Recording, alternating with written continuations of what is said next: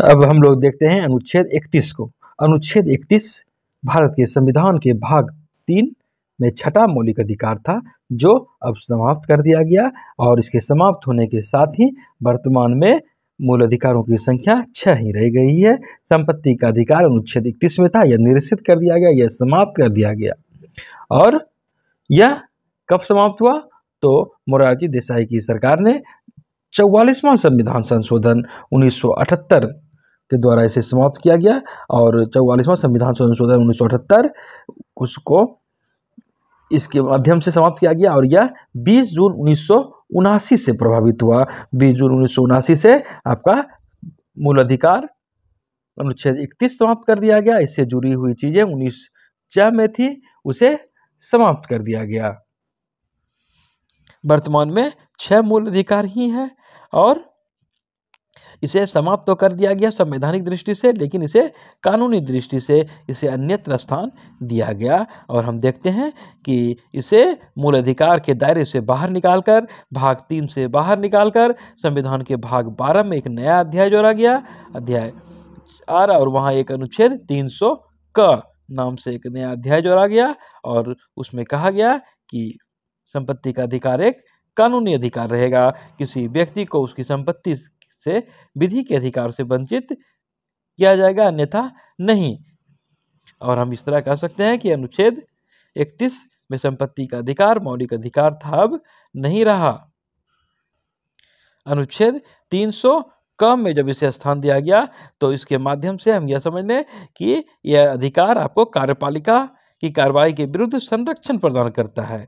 अर्थात सरकार आपकी संपत्ति नहीं ले सकती, लेकिन विधायिका के निर्णय के विरुद्ध संरक्षण प्रदान नहीं करता। अर्थात कानून बनाकर सरकार इस संपत्ति के मसले पर जैसा चाहेगी कानून बना सकती है। संपत्ति को कम अधिक करने का इसके पास अधिकार है, कुछ भी कर सकता है, लेकिन कार्यपालिका सरकार अधिकारी आपकी संपत्ति को अवैध नहीं ठहरा सकती, उसको नहीं छीन सकती है, लेकिन कानून बना देने के बाद उसे कोई भी रूप दिया जा सकता है। हालांकि अंततः संविधान में संशोधन करके संपत्ति के अधिकार को मौलिक अधिकार से हटा दिया गया और इस संदर्भ में कई बार संशोधन हुए। सिर्फ संपत्ति के अधिकार के संदर्भ में, जैसे कि संविधान में पहला संशोधन, चौथा, 7वां, 25वां, 39वां, 40वां, 42वां, 44वां, कई बार इसको लेकर संशोधन किए गए। हालांकि अगर हम देखें कि इस तरह के संशोधन की आवश्यकता ही क्यों पड़ी, संविधान में संपत्ति के अधिकार को हटाने की आवश्यकता ही क्यों पड़ी, या इसके पूर्व इसमें संशोधन की आवश्यकता क्यों पड़ी, तो सबसे पहले तो हम यह देख लें कि तत्कालीन सामाजिक व्यवस्था, राजनीतिक व्यवस्था, आर्थिक व्यवस्था जो थी और जो सरकार की मजबूरियां थी, जिस प्रकार की राष्ट्रीय एकीकरण की समस्या थी, समाज का समाजवादी व्यवस्था लाने के साथ साथ जमींदारी प्रथा कहीं न कहीं उस वहाँ पर बाधा डाल रही थी और समाज में सभी लोगों का विकास करना था। समान न सिर्फ राजनीतिक अधिकार, समूह को राजनीतिक मूल्य मत देने का अधिकार ही नहीं देना था, बल्कि आर्थिक दृष्टि से भी संपन्न बनाना था। और हमारे देश में आर्थिक विपन्नता तो थी ही, आर्थिक विषमता भी थी, भूमि का असमान वितरण था, अनेकों संख्या में लोगों के पास भूमिहीन सब लोग थे, वहीं कुछ लोगों के पास भूमि अथाह संख्या में थी, हजारों बीघा एकड़ जमीन, हजारों एकड़ जमीन, और कहीं भूमिहीन। तो ऐसे में एक समतावादी समाज का निर्माण कैसे एक हो, यह बहुत ही बड़ी यक्ष प्रश्न था उस समय के लिए।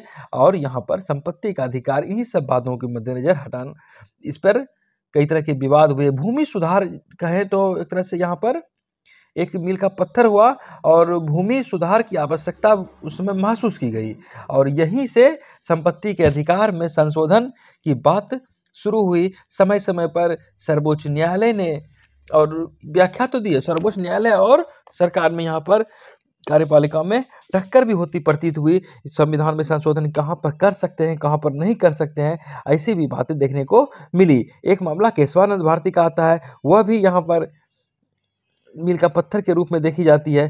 खैर, यहाँ पर हम 31 क, 31 ख, 31 ग में क्या क्या प्रावधान है उसको देखते हैं। हालांकि वो प्रावधान अभी विधिक अधिकार के रूप में है, कानूनी अधिकार के रूप में है, मौलिक अधिकार के रूप में नहीं है। लेकिन 31 क की बातें अगर हम करें तो 31 क यह प्रथम संविधान में पहला संशोधन करके जोड़ा गया था और यह 1951 में प्रथम संविधान संशोधन किया गया था। 31(1) में जो बातें थी वह यह है कि किसी व्यक्ति को विधि के प्राधिकार के बिना संपत्ति से वंचित नहीं किया जाएगा। यहाँ पर विधि के प्राधिकार से आप यह समझ लें कि कार्यपालिका अपने मन से कुछ नहीं कर सकती, बल्कि कानून बनाकर इसे वंचित किया जा सकता है। यहीं पर कानून को वरीयता दी गई, विधि शब्द की वरीयता दी गई, और यह विधि जाहिर है संसद से संबंधित होती है। एक तरह से कहें तो लोकहित में संपत्ति का उचित प्रबंधन करना ही इसका मुख्य उद्देश्य रहा। यहां पर बात फिर हुई कि संपत्ति का यदि अधिग्रहण करते हैं तो उसका मुआवजा दिया जाएगा, लेकिन मुआवजा के संदर्भ में फिर वहां पर बात नहीं बनी, मामला सर्वोच्च न्यायालय में गया। मुआवजे का सिद्धांत वहां पर फिर प्रतिपादित होता है कि वह जो मुआवजा सरकार अपने मन से नहीं देगी, बल्कि संपत्ति का जो बाजार मूल्य होगा उसके अनुरूप होना चाहिए।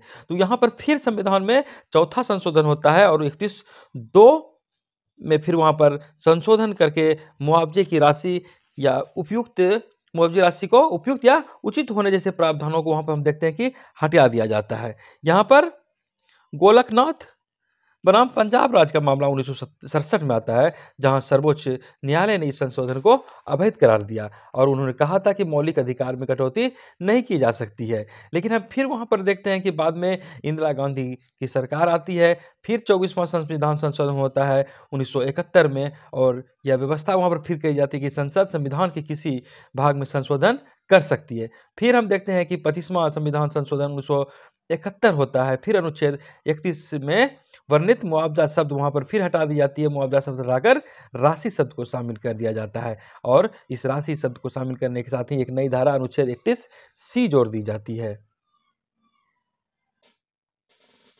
और वर्तमान में स्थिति यही है कि संपत्ति का अधिकार अनुच्छेद 31 में नहीं बल्कि अनुच्छेद 300 क के अंतर्गत है, और मौलिक अधिकार न होकर के यह विधिक अधिकार है, कानूनी अधिकार है, और मौलिक अधिकार को जहां रिट के माध्यम से उल्लंघन होने पर हम सर्वोच्च न्यायालय में अनुच्छेद 32 के तहत रिट दायर कर सकते हैं अधिकार के लिए, तो वहीं यह वहां नहीं जा सकता, कानूनी अधिकार है, और इसके लिए हम अनुच्छेद 226 का प्रयोग करते हुए उच्च न्यायालय का दरवाजा खटखटा सकते हैं।